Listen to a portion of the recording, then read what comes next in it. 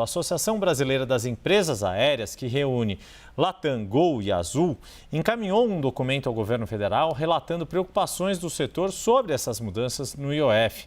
A associação diz que o impacto pode ser de 600 milhões de reais.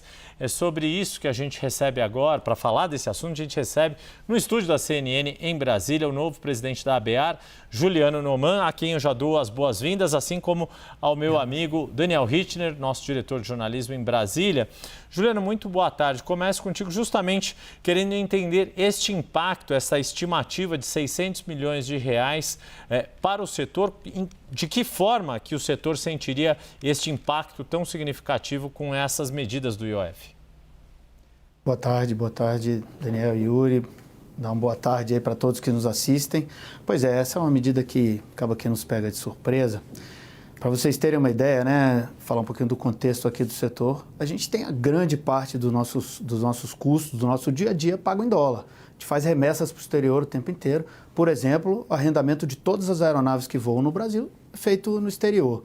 Então, é uma alíquota que sobe 9 vezes. O aumento do IOF pega a gente 9 vezes, impactando, né, o arrendamento de aeronave, taxa de sobrevoo e etc., serviços de manutenção. Então, é um impacto muito significativo em toda a cadeia produtiva da aviação. Daniel Hittner, a sua pergunta aqui na entrevista. Boa tarde, meu caro. Boa tarde, Yuri. Boa tarde a todos. Juliano, obrigado pela presença aqui no estúdio. O que significa esse impacto de 600 milhões para as empresas aéreas? Dá para fazer o que exatamente com esse dinheiro e exatamente qual que é o peso disso para as companhias? Se a gente for pensar ali que você tem leasing de aeronaves, compra de peças importadas, o próprio financiamento das companhias, a maioria em dólar, financiamento internacional, isso dentro do total de custos das empresas representa o quê?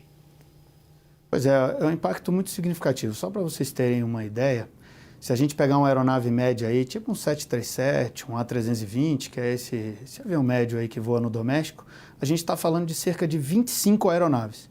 Esse impacto é o equivalente ao arrendamento anual de 25 aeronaves desse tamanho.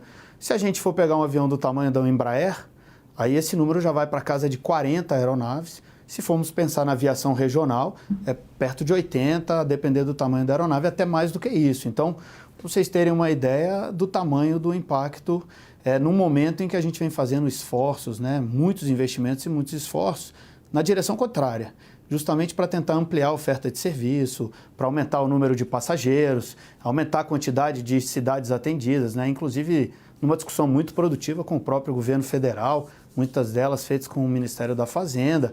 Por exemplo, né, o programa Voa Brasil, que visou trazer, né, os aposentados até 2 salários mínimos para a aviação e ali com passagens incentivadas de até R$200, as empresas fazendo um investimento no programa.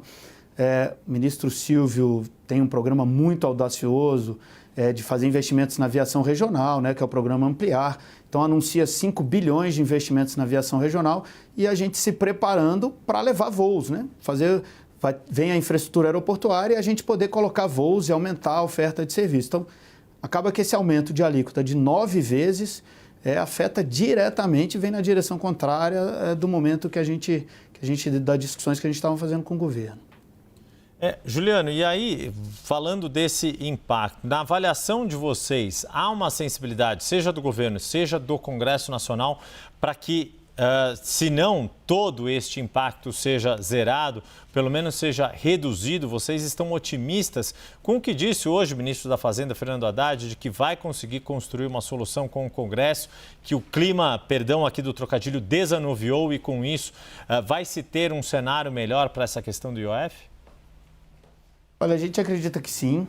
O Ministério da Fazenda tem feito uma conversa muito boa, muito qualificada. A gente levou, né? Estamos levando nossos números, encaminhamos o ofício, estamos fazendo discussões. O ministro Silvio também, claro, muito preocupado com o assunto. Então, é um clima de muito diálogo, eles estão muito abertos. Então, a gente, de fato, estamos otimistas em explicando todos esses efeitos, né? A gente sabe dos objetivos do governo aí. O presidente Lula, logo quando assumiu, ele falava em 200 localidades com voos regionais, né? Que seria um sonho dele. Então, acho que estamos alinhados e esperamos aí ter uma solução positiva para o assunto. Daniel Hittner. Só para deixar claro, Juliano, se o governo não apresentar alternativas para a alta do IOF, que é o que combinou com os presidentes da Câmara e do Senado até o fim da semana que vem, vocês vão para o Congresso também apoiar a derrubada do IOF, um desses projetos de decreto legislativo que derrubaria o IOF. E para complementar também, queria só colocar isso aqui na nossa discussão antes da gente encerrar a entrevista. Tem um outro impacto ali que o setor já está assumindo. Ontem o presidente da IATA, que é a Associação Internacional das Companhias Aéreas, falava especificamente do aumento de custo com a reforma tributária no Brasil. A reforma tributária no Brasil, uma vez implementada, vai aumentar o custo de passagem? É exatamente isso. O panorama e o cenário, Daniel, é muito desafiador, né? O IOF vem, claro, coloca um aumento de custo imediato. Tem a reforma tributária, ela aumenta para a gente ali nas nossas contas, tá mais ou menos triplicando a carga tributária das empresas aéreas. Então, quando a gente começa a somar todos esses custos, a gente vê um cenário muito desafiador lá na frente. Especificamente sobre o IOF, a gente não tem alternativa. E até com o Ministério da Fazenda e com a Casa Civil, com o Ministério de Portos e Aeroportos, a gente não tem alternativa de fazer arrendamento de aeronaves no Brasil, por exemplo. Ou de alguns serviços, muitos dos serviços de manutenção também. Então, a gente só tem duas alternativas, né? Reduzir a oferta de voos ou aumentar ou repassar para o preço da passagem.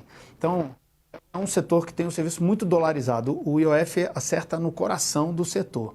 E a gente, claro, os congressistas, né, eles nos procuram para tentar entender o impacto e a gente tem explicado. A gente acredita que o importante é que todos entendam e que todos saibam, né, do impacto e de como isso é relevante para o setor aéreo. Então, estamos confiantes, otimistas aí, sabe, Daniel? Acho que temos uma sensibilidade boa, acho que estamos sendo bem ouvidos e esperamos que tenhamos uma solução positiva para o problema. Nós conversamos aqui ao vivo no CNN 360 com Juliano Noman, presidente da Associação Brasileira das Empresas Aéreas, a ABAR. Juliano, muito obrigado por poder estar conosco aí nos estúdios da CNN em Brasília. Agradeço também ao nosso diretor Daniel Richtner por participar desta conversa aqui. Até a próxima. Eu que agradeço. Obrigado. Obrigado mais uma vez.